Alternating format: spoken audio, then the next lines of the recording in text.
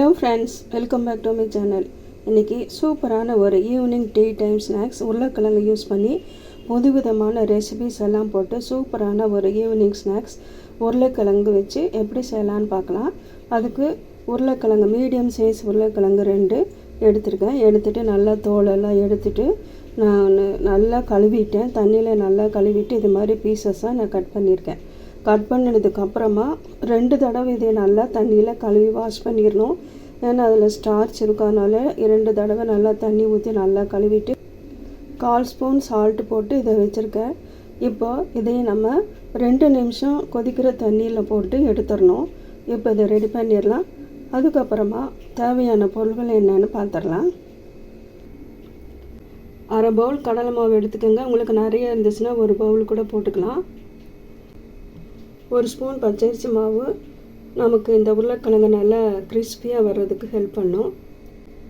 பாதி பெரிய வெங்காயம் நல்லா பொடியாக கட் பண்ணிக்கோங்க.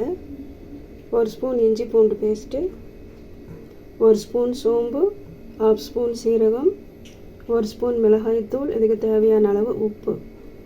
நீங்கள் மிளகாய்த்தூளை கம்மி பண்ணிவிட்டு பெரியவங்க சாப்பிட்றதா இருந்தால் சின்னதாக ஒரு பச்சை மிளகா விதை இல்லாமல் கட் பண்ணி இதில் நீங்கள் மிக்ஸ் பண்ணிக்கலாம். இந்த உருளைக்கிழங்கு ஸ்நாக்ஸ் ரொம்ப சூப்பராக இருக்கும், டேஸ்டியாக இருக்கும். ஈவினிங்கில் டீ டைமோடு சாப்பிட்றதுக்கு ரொம்ப சூப்பராக இருக்கும். அது இப்போ ஈவினிங்கில் மழை பெய்கிற டைமாக இருக்குது. அந்த சமயத்தில் இது மாதிரி செஞ்சு கொடுங்க. எல்லோரும் விரும்பி சூப்பராக சாப்பிடுவாங்க. வாங்க இதை நம்ம இப்போ ரெடி பண்ணிடலாம். இப்போ ஸ்டவ் பற்ற வச்சு ஒரு பாத்திரம் வச்சுருக்க பாருங்கள்.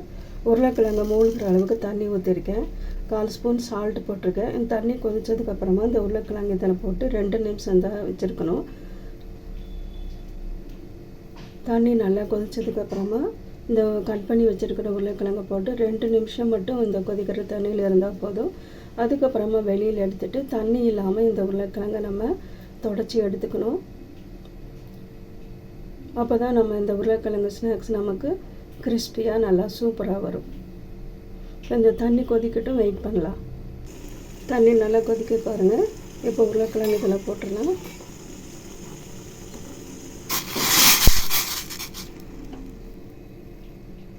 எல்லா உருளைக்கிழங்கையும் போட்டாச்சு. 2 நிமிஷம் மட்டும் இது இருக்கணும். அதுக்கப்புறமா ஆஃப் பண்ணிடுங்க. ஆஃப் பண்ணிவிட்டு ஒரு தட்டில் போட்டுட்டு ஈரம் இல்லாமல் தொடச்சி எடுத்துடுங்க. 2 நிமிஷம் ஆயிடுச்சு. இதை ஆஃப் பண்ணிவிட்டு வெளியில் எடுத்துடலாம். பாருங்கள், இப்போ ஒரு டவலில் போட்டிருக்கேன். இந்த தண்ணியெல்லாம் உறிஞ்சிடும். உறிஞ்சதுக்கப்புறமா நம்ம இதை நல்லா இது மாதிரி ஒத்தி எடுத்துகிட்டு இதை நம்ம ரெடி பண்ணிடலாம்.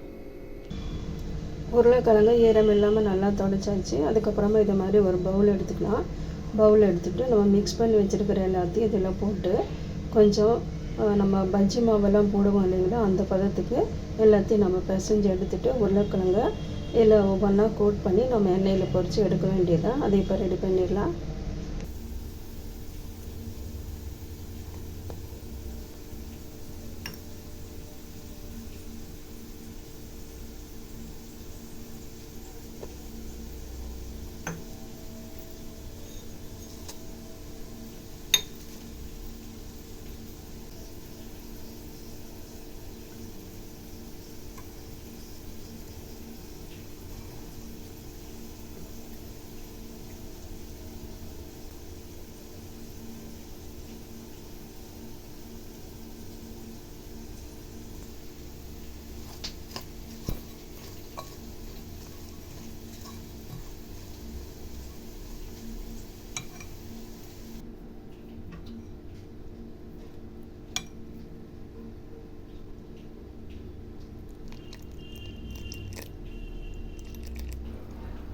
பவுலில் எல்லாத்தையும் சேர்த்ததுக்கப்புறமா ஒரு ஸ்பூனை வச்சு நல்லா அதை மிக்ஸ் பண்ணிவிட்டு தேவையான அளவு தண்ணி கொஞ்சம் கொஞ்சமாக ஊற்றி பஜ்ஜி மாவு பதத்துக்கு இதே மிக்ஸ் பண்ணி எடுத்துடணும்.